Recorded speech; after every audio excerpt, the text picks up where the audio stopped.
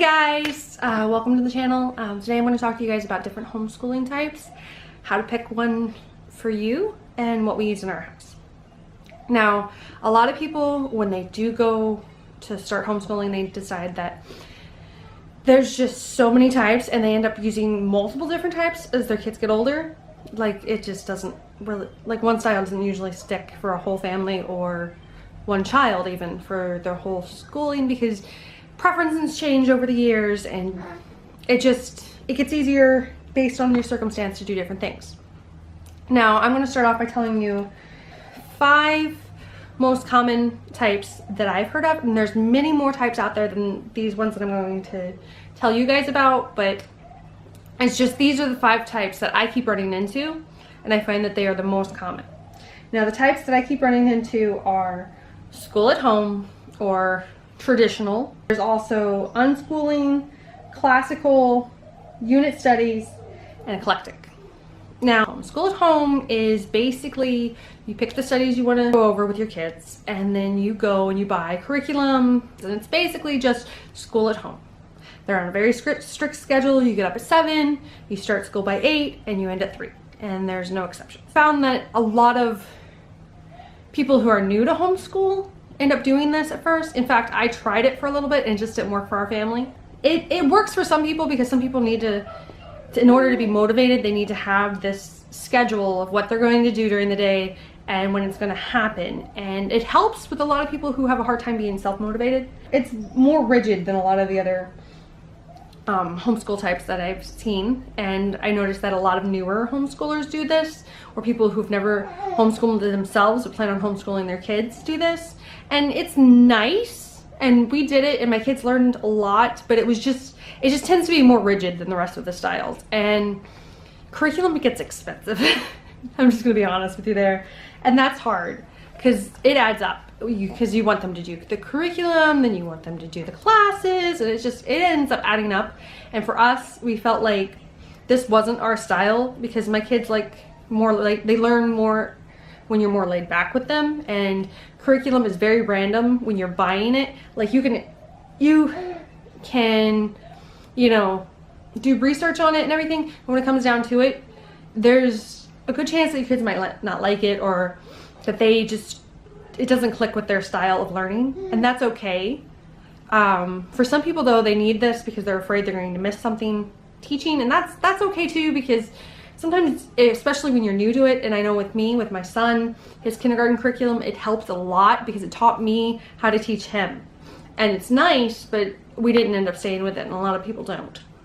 The next type of homeschool that I want to talk to you guys about is, I think I'm going to talk about classical. I know I listed unschool first when I was saying the 5 common types, but classical is a little bit easier for me to explain. Classical it's a lot of memorization, and there's you basically take an approach to it like people learned, I say, like 100 years ago. No, I'm just kidding. But it's really just, traditional, but it's more relaxed. And you go by a certain level, like the kids learn all the rules first, and then they learn how to apply those rules, and they build upon those rules. That's basically classical. And there's a lot of curriculum based on classical. So if you like that idea with memorization and reading first for young kids, it's really good, because little kids love to recite things and they love to read books. So it's really good for people who are more into reading and things. Homeschool that I want to talk to you. Unit study is one of my favorites, because it's kind of this awesome approach where basically you go, and it's really student-led, and we do this a lot with our homeschool, is basically they decide what they want to study. And like my son the other day said he wanted to study dinosaurs. So we took dinosaurs and we basically made a whole unit around it. We studied the geography of what it was like when dinosaurs were alive. We studied evolution of dinosaurs. We studied we used dinosaurs' height as a comparison for math. We learned with measuring, height comparison, that kind of thing, and it was really fun. And so basically with unit study, you take a theme and you take all their subjects and basically throw it into that theme. And sometimes you have to go back and you have to do outside stuff for different things.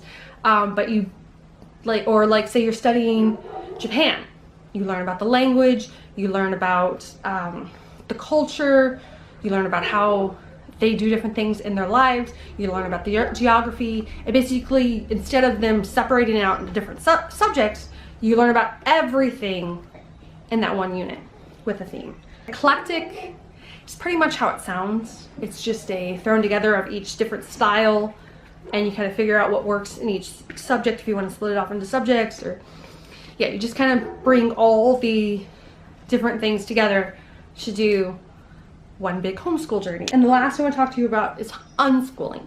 Now that is probably the most controversial of all the types of homeschooling, is unschooling, because unschooling is very student-led. For most people that means no schedule. We use a schedule in ours, and we kind of unschool in a lot of ways because a lot of our stuff is student-led. My children decide what they like the most. Yes, I do. Sorry, I have a baby on off camera. So my children, you know, they do pick a lot of the things that they want to do, but we are on a schedule. You have to do things during certain times during the day. And a lot of people with unschoolers, they don't do that. It's very the kids pick and choose what they want to learn that day and how far they want to dive into it. Unschooling has been around for probably, I'd say, about 20-30 years. It is the most controversial because a lot of people are like, how are these kids learning when they're picking when they're just deciding when they want to do it? And for us, we don't fully unschool, I don't think. We're more of an eclectic homeschooler, but it is a nice way to get your child. It's a nice way when you're really busy and you're in a very busy season of your life to let your child lead their education, and it makes them more feel in control, and it helps them make more adult decisions. And I found that unschooling works better as they get older. When they're little, I find that doing a little bit of mixture of school at home and maybe some classical helps a lot. But I noticed that as they get older, unschooling's easier, especially once they know how to read, because that's the biggest hurdle to get over it. I feel like the younger they learn to read, the better off they are, because life unfortunately has a learning curve, and if you're late on the learning to read, then you're gonna be late on a lot of other things, and you want to do, you know, classes and activities and field trips, and if you're not reading and the other kids are, you're gonna feel left out. So I feel like unschooling's better as they get older. We have used unschooling a lot in our family. Unschooling has worked for us, especially when we've added a new child to the family. When my son first started kindergarten, I guess when he started doing homeschool, because we did official kindergarten back then, and now he's just kind of all over the place. But when he first started doing homeschooling officially, his younger sister was born. My 4-year-old was born, and we had to take time off and go back, and we had to be really loose with it. And it was easier to get him to learn on his own pace and on his own wants.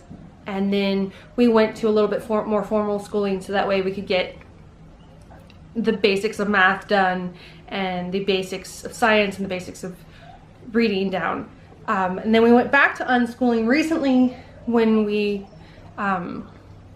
were placed with through our adoption agency with our youngest, and she was a newborn, so we were going through that whole thing again. So we went back to unschooling a little bit for the past few months, and it's helped a lot that way because you can be a little bit more relaxed and they learn what they want to learn. And I have noticed that with some kids, and I don't know about your kids, but I know with our kids, but they're self-motivated for the most part with their own education. And even though I wasn't pushing them, and sometimes they were actually still learning a lot, because with unschooling, the theory is that kids learn through life, and life is learning, which I found with kids that a lot of the time when you back off and you just let them go and you encourage them to continue learning, they will learn, and they'll actually learn things you had no idea they would ever pick up.